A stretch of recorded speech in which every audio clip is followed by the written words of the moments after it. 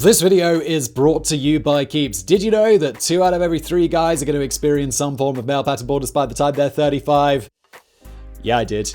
And now you do too. I wish Keeps had been around when I was younger because there have been advancements in science. So now there are treatments that can combat the symptoms of hair loss and help you keep the hair that you have. Look, it's too late for me. I'm already fully bald. My hair is not coming back. But you don't have to be like me. You can stop your hair loss early thanks to Keeps. Keeps offers generic versions of the only 2 FDA-approved drugs for treating hair loss. So you might have tried them before, but never at a price this low. That's right, if you were thinking, oh, this is going to be medicine, it's going to be really expensive, don't worry, it's not. Keeps starts at just $10 a month. How does it work? Well, for one thing, no need to visit a doctor. Just schedule a quick online consult. Bit later, discreet package will arrive at your door and you can use it in the privacy of your own home. So if you're noticing that you're losing your hair, it's not a problem that's going to solve itself. Do something about it. For a limited time, go to keeps.com/biographics or click the link in the description below to receive 50% off your first order. And now back to the video.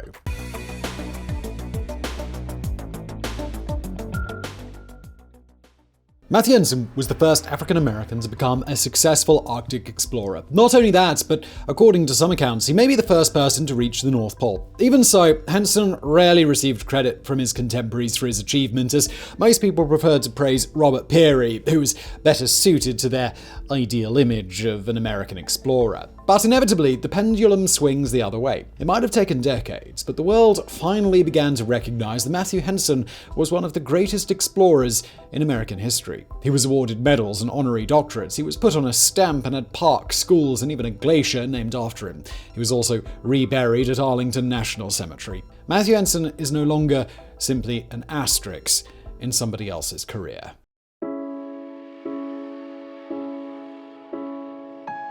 Matthew Alexander Henson was born shortly after the end of the American Civil War on August 8, 1866 in Nanjemoy, Maryland. Even before the abolition of slavery, his parents had been free black Americans who made a modest living as sharecroppers. Despite their freed status, they still had to contend with racist vitriol and terror attacks from the Ku Klux Klan and other white supremacists who began lashing out more frequently after the Confederacy lost the Civil War. In an attempt to find a safer environment for their children, the Henson parents left Nanjemoy and moved further up north to a town called Georgetown near Washington, D.C. Unfortunately, both parents died in the years that followed, and while still a young boy, Matthew Henson found himself an orphan in the care of his uncle. There was one event in Henson's childhood that he later described as having a profound, inspiring effect on him. When he was 10 years old, he attended a ceremony to honor Abraham Lincoln. One of the keynote speakers was Frederick Douglass, the former slave who became a prominent author, social reformer, and statesman. In his speech, Douglass urged young black people to seek an education in order to combat racial prejudices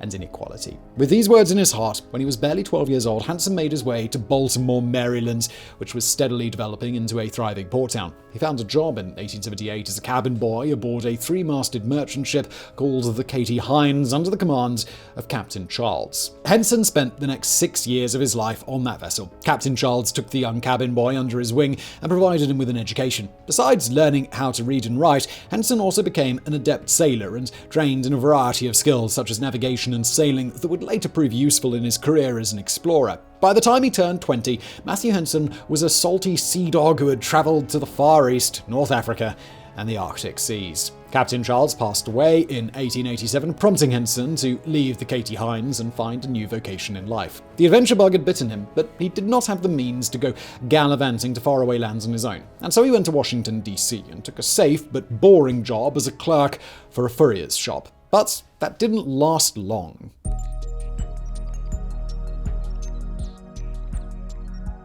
Henson's life changed forever one day in November 1887 when a Navy officer came looking to sell walrus and seal pelts brought from Greenland. He was Robert Peary, an engineer and explorer who had already made up his mind to become the first man to reach the North Pole. At that point in time, Peary had just returned from his first expedition into the Arctic and had every intention of going back. However, he was still an active member of the United States Navy Corps of Civil Engineers, so he couldn't just leave when he felt like it. Instead, he was due to travel to Nicaragua to conduct some surveys on on possible routes for the proposed Nicaraguan Canal, which, as we know today, was never built. While in the furrier's shop, Peary and Henson got to talking. The officer learned of Henson's exploits at sea and was impressed with his nautical experience, especially given the fact that just a few years prior, the clerk was a poor orphan who couldn't read or write. Peary recognized potential when he saw it, so he offered Henson a position as his aide for his upcoming surveying expedition to Nicaragua. Matthew Henson had developed a strong hankering for adventure, so such an opportunity was too good for him to pass up. He accepted the offer, and although neither of them knew it yet, began a partnership that would literally take them to the ends of the earth. The following year, Matthew Henson found himself in the rainforests of Central America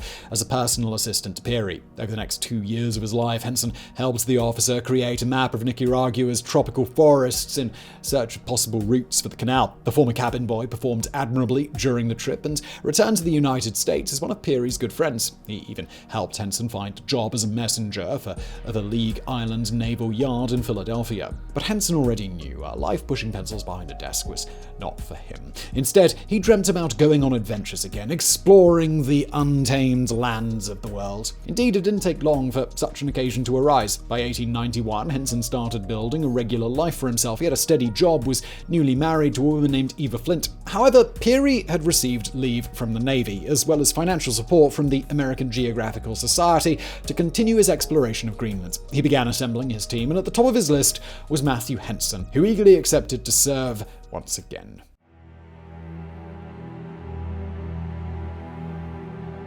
The North Greenland Expedition Party set sail from New York in June 1891 aboard the SS Kite. At that time, much of the Arctic was a mystery, so their main mission was not to attempt to reach the North Pole, but simply to explore Greenland and see if it was an individual landmass or a peninsula. As far as Matthew Henson was concerned, while he may not have had any formal training or experience in Arctic conditions, he learned by doing. He became a jack of all trades, fulfilling numerous roles during his multiple trips to the frozen regions of the North.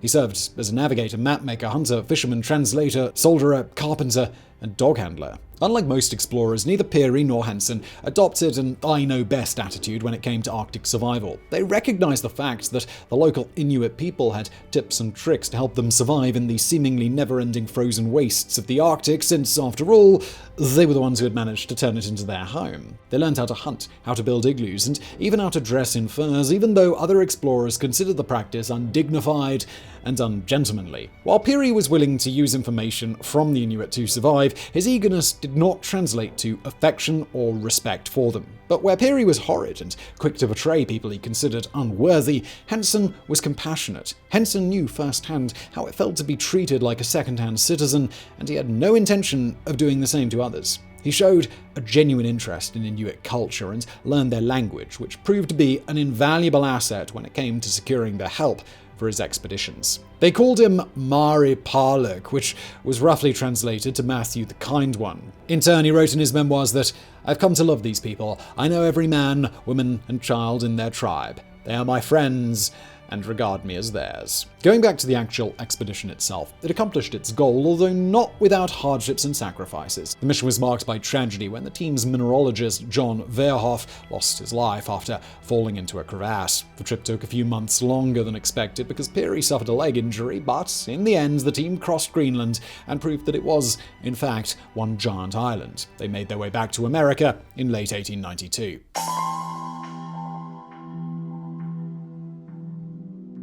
This had been Matthew Henson's first trip to the Arctic, and it did well to showcase his skills and tenacity and to solidify his position as Peary's first man for 6 more expeditions that they would undertake together over the coming 17 years. The next voyage occurred the following year. This time, there were more men and a bigger ship, yet the mission was a failure due to terrible weather conditions. Henson fell ill during this trip after a long race with death, as he put it, and required months of rehabilitation to get his strength back. On his way back in the summer of 1895, Henson swore to never leave his happy home in warmer lands again, but of course, we already know how that one turned out. His oath was about as reliable as that, as someone who promises never to drink again after waking up with a raging hangover. One notable thing did happen during that expedition, though. Henson took in a local orphan. It was on this trip that I adopted the orphan Eskimo boy Kudluktu, his mother having died just previous to our arrival at the Red Cliffs. After this boy was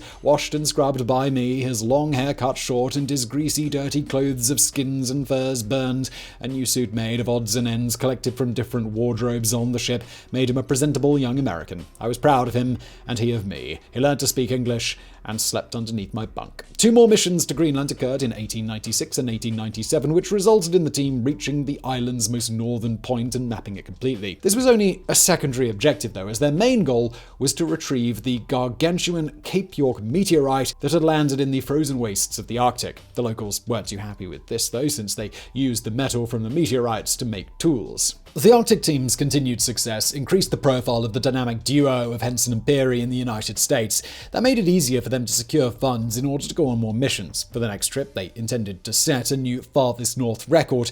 This is a term that has lost all value nowadays, but before anybody had reached the North Pole, Arctic explorers kept setting new records by traveling a little further each time, and the Farthest North referred to the most northerly latitudes that had been reached by humanity. If we take their word for it, then, Henson's team set a new Farthest North on 2 sequential voyages to the Arctic. The first one lasted for 5 years between 1898 and 1902. This time, it was Peary's turn to suffer the wrath of the grim destroyer, as Henson liked to call the merciless conditions caused by Mother Nature in the Arctic wastelands. The commander's feet froze so badly that he lost 9 toes to frostbite. Understandably, this injury kept him on the shelf for a while, and Henson's team did not return to the Arctic until 1905. This trip was shorter, as they had obtained a state-of-the-art steamship dubbed SS Roosevelt, which was powerful enough to make its way through the floating ice packs. The climax of this expedition was one of the rare occasions when Henson was not by the commander's side, as the team got separated earlier during a storm. This actually proved to be a problem for Peary, as he didn't have anyone with him skilled enough in navigation to confirm that he had set a new Farthest North, but they claimed it anyway. And this highlights the big problem with these expeditions. Nowadays, Robert Peary has what we might call an issue with credibility. The guy made a lot of bold claims, and some of them might not have been true. We'll get to the big one about reaching the North Pole in a minute, but his claims of setting new Farthest North records have also come under scrutiny. These doubts have also tarnished the accomplishments of Matthew Henson by association.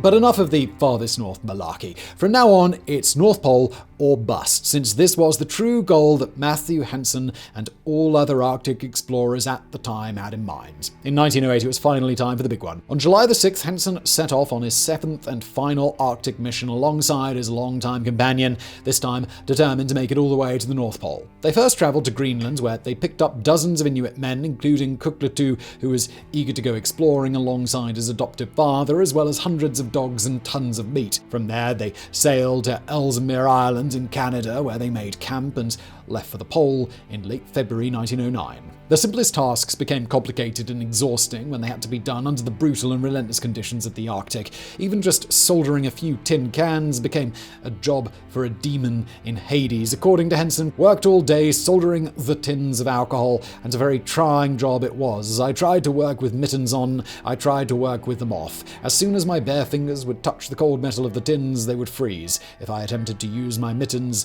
they would singe and burn, and it was impossible to hold the solder with my bearskin gloves on. When the expedition started, the party consisted of 24 men, but only 6 were present for the last leg of the journey: Matthew Henson, Robert Peary, and 4 Inuit men. 6 almost turned to 5 when Matthew Henson slipped on a block of ice and fell into the icy cold water. In the Arctic, such an accident could easily have turned into a death sentence. In fact, that is exactly the outcome that befell one of Henson's compatriots, Professor Ross G. Marvin, who drowned on this expedition while returning back to camp. Henson, however, did not share his fate, as he was saved by Uta, one of the Inuit men, who managed to grab the explorer by the nape of the neck, just like a sled dog, and pull him out of the water. The Inuit stripped Henson of his wet clothes and beat the water out of them. Then, following a wardrobe change, the hunt for the North Pole resumed as if nothing had ever happened. That was when the commander's nasty side started to show itself, because in that moment, honesty, friendship, and teamwork didn't matter as much to him as becoming the first man to reach the North Pole. He realized the Inuit weren't going to be a problem, and he would have left Henson behind if he had any chance of making it without him,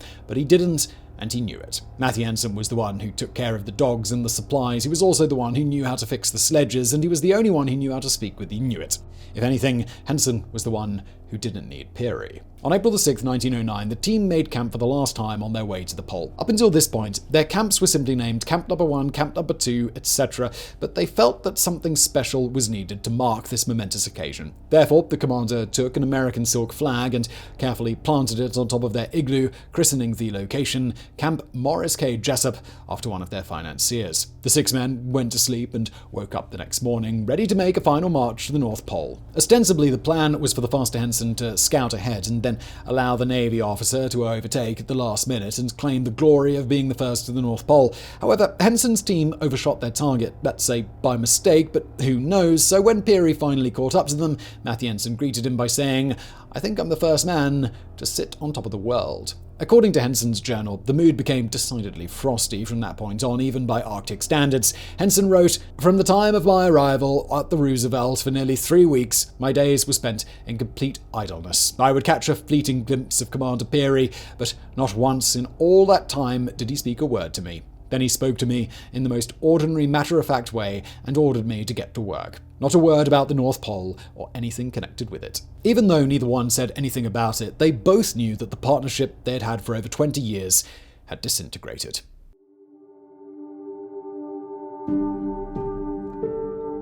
Back home, Peary immediately went to work to ensure that he was the one who enjoyed all the fame and glory, and not Matthew Henson. This did not prove difficult. Despite his decades of experience and success, racial prejudices against Henson were still pervasive, and the world at large was more than happy to dismiss him as simply a mere sidekick to the commander. Even newspapers of the day decried the fact that Peary gave the honor of reaching the North Pole to a black man instead of one of his white companions, such as the ship's captain Robert Bartlett. Only other explorers who knew Matthew Henson personally understood how indispensable he'd truly been to the success of the mission, and Peary didn't take him by choice, but because he could not have done it without him.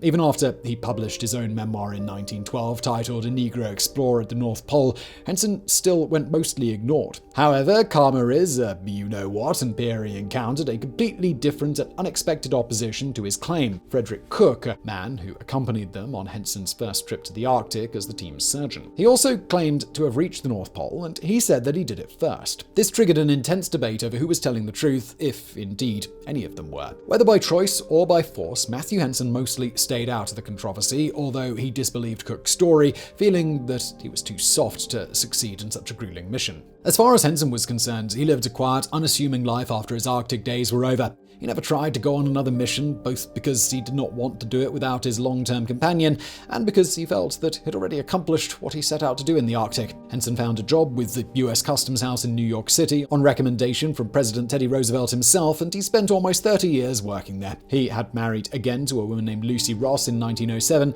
and had an Inuit concubine named Akatingwah while in Greenland, who gave him his only biological child, a son named Anaukak. This fact, however, was not publicized until the 1950s, after Henson's death. Unfortunately, in the decades following his historic trip to the North Pole, Matthew Henson saw his accomplishments swept under the rug and forgotten, while his former partner was made an admiral and received multiple medals and honors. It wasn't until 1937 that Henson was made an honorary member of the Explorers Club of New York, and a decade later he received a medal by the US Navy for his efforts. Matthew Henson's final tribute in his lifetime came in 1954, when President Dwight Eisenhower invited him to the White House to receive a special commendation for his work as an explorer. Matthew Henson died a year later on March 9, 1955 in the Bronx, age 88. In 1988, following a special exception granted by President Ronald Reagan, Matthew Henson and his wife Lucy were reburied at the Arlington National Cemetery with full military honors. The image showed Henson and the 4 men who accompanied him to the frozen edge of the earth. Thus, some long-deserved recognition was finally granted to 5 intrepid explorers who